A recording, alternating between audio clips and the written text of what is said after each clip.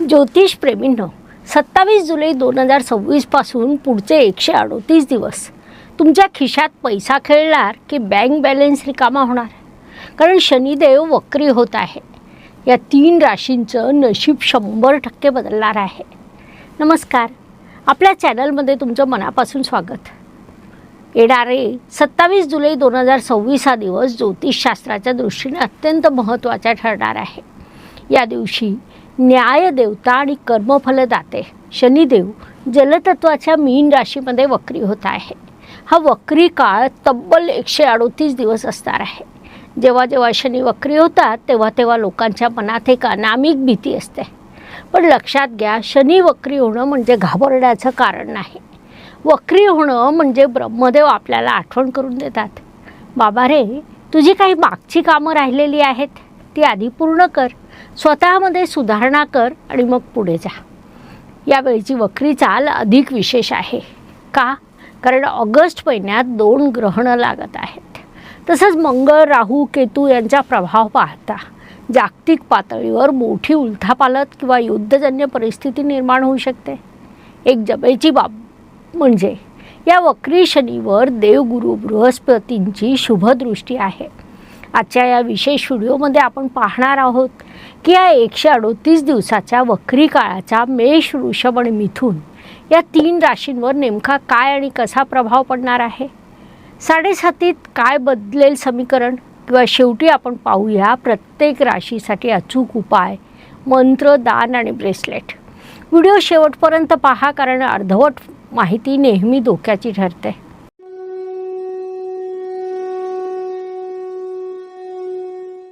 मेष रास. सर्वात आधी बोलूया मेष राशीबद्दल. ज्योतिषप्रेमींनो, मेष राशीसाठी शनिदेव हे तुमच्या कुंडलीत दशम म्हणजे कर्म आणि एकादश लाभ या 2 अत्यंत महत्त्वाच्या स्थानांचे मालक आहेत. सध्या शनिदेव तुमच्या व्ययस्थानातून अर्थात 12व्या घरातून गोचर करीत आहे. म्हणजेच तुमच्यावर 7.5चा पहिला टप्पा सुरू आहे. बदलणारा प्रभाव आणि लाभ. आता मुख्य मुद्दा म्हणजे वक्री काळात शनी अनेकदा मागच्या घराचे फळं देतात. म्हणजेच व्ययस्थानातून वक्री झालेले शनिदेव तुमच्या 11व्या घराचे म्हणजे लाभस्थानाचे देखील फळ देतील.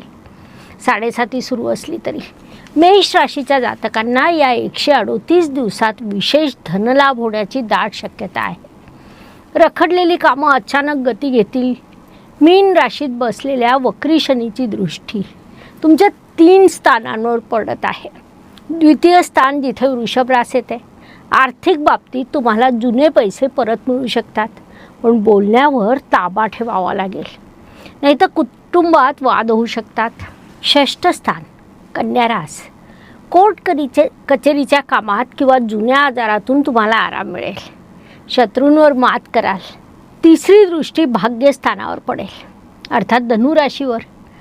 नशिबाची साथ मिळवण्यासाठी थोडे जास्त कष्ट करावे लागतील. धार्मिक प्रवासाचे योग येतील. मेष राशीसाठी विशेष उपाय. रोज संध्याकाळी सूर्यास्तानंतर ओम प्राम प्रीम प्रोम सह शनैश्चराय नमः या मंत्राचा माळ जप करा. शनिवारी गरजू व्यक्तीला मोहरीचं तेल किंवा काळं तीळ दान करा. 7.5चा ताण कमी करण्यासाठी, नकारात्मक ऊर्जेपासून संरक्षणासाठी अमेथिस्ट ब्रेसलेट नक्की वापरा. वृषभ रास. आता वळूया दुसऱ्या राशीकडे, ती म्हणजे वृषभ रास. वृषभ राशीच्या लोकांसाठी तर शनिदेव केवळ योगकारकच नाहीत, तर थेट राजयोगकारक आहेत. ते तुमच्या भाग्य आणि कर्माचे स्वामी आहेत आणि सध्या तुमच्या लाभस्थानातून म्हणजे 11व्या घरातून प्रवास करत आहेत. सध्याचा काळ तुमच्यासाठी आधीच चांगला आहे, पण या 138 दिवसांच्या वक्री काळात तुमच्या शुभ फळांची तीव्रता दुप्पट तिप्पट वाढणार आहे. जर तुम्ही नोकरी बदलण्याचा विचार करत असाल, व्यवसायात मोठी गुंतवणूक करायची असेल, तर हा काळ सुवर्ण काळ ठरेल. अपेक्षेपेक्षा जास्त आर्थिक प्रगती या काळात दिसून येईल. शनिदेवांची दृष्टी तुमच्या ज्या स्थानावर आहे तिथे काय घडेल, अर्थातच तुमची स्वतःची वृषभ रास. मानसिक प्रगती होईल, व्यक्तिमत्व सुधारेल, पण आळस झटकावा लागेल. 5म स्थान. शिक्षण आणि संतती संदर्भात चांगले निर्णय घेतले जातील. जुनी अर्धवट राहिलेली विद्या किंवा अभ्यास तुम्ही पूर्ण करू शकाल. अष्टम स्थान अर्थात धनुरास गुप्तधनाचे योग किंवा अचानक नफा मिळू शकतो. मात्र वाहन चालवताना काळजी घ्या. वृषभ राशीसाठी विशेष उपाय. मंत्र. तुमच्यासाठी शनिदेवांसोबतच मारुतीची सेवा फलदायी ठरेल. रोज किंवा शनिवारी हनुमान चालिसा किंवा ओम हम हनुमंते रुद्रात्मकाय हुम फट या मंत्राचा जप करा. शनिवारी मजुरांना किंवा कष्टकऱ्यांना अन्नदान करा. लोखंडी वस्तू छत्री दान करा. राजयोगाचा पूर्ण लाभ घेण्यासाठी कामात गती आणण्यासाठी लॅपिज लाजुली हे ब्रेसलेट धारण करा. मिथुन रास. आता बोलूया मिथुन राशीबद्दल. मिथुन राशीसाठी शनिदेव अष्टमेश आणि भाग्येश असून मुख्य कारक ग्रह आहेत. शनिदेवांचं गोचर तुमच्या दशम स्थानातून अर्थात कर्मभावातून सुरू आहे. हा वक्री काळ मिथुन राशीसाठी अनेक बाबतीत लाभदायक ठरणार आहे, विशेषतः करिअरच्या बाबतीत. पण शनीच्या वक्री चाल आणि दृष्टीमुळे काही गोष्टींमध्ये विलंब अर्थात डिले आणि अडथळा येऊ शकतो. शनीची दृष्टी तुमच्या ज्या स्थानांवर आहे तिथे खालील गोष्टी घडतील. व्ययस्थानावर नको ते खर्च वाढू शकतात किंवा परदेश प्रवासाच्या योजना आखल्या जातील तर त्यात थोडा विलंब होईल. चतुर्थ स्थानावर प्रॉपर्टी किंवा नवीन वास्तू घेण्याचं काम रेंगाळू शकतं. मातापित्यांच्या प्रकृतीची काळजी घ्या. घरात विनाकारण वाद होणार नाही याची दक्षता घ्या. तिसरी दृष्टी सप्तम स्थानावर आहे. भागीदारीच्या व्यवसायात पारदर्शकता ठेवा. जोडीदारासोबत क्षुल्लक कारणावरून मतभेद होऊ शकतात. थोडक्यात काय तर हा काळ प्रगतीचा आहे, पण घाईगडबड न करता योग्य नियोजन करून संयम ठेवून पुढे जाण्याचे आहे. मिथुन राशीसाठी विशेष उपाय.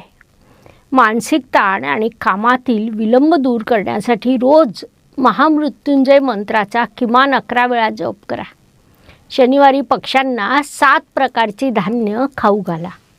तसंच गरिबांना काळे बूट किंवा घोंगडी दान करा.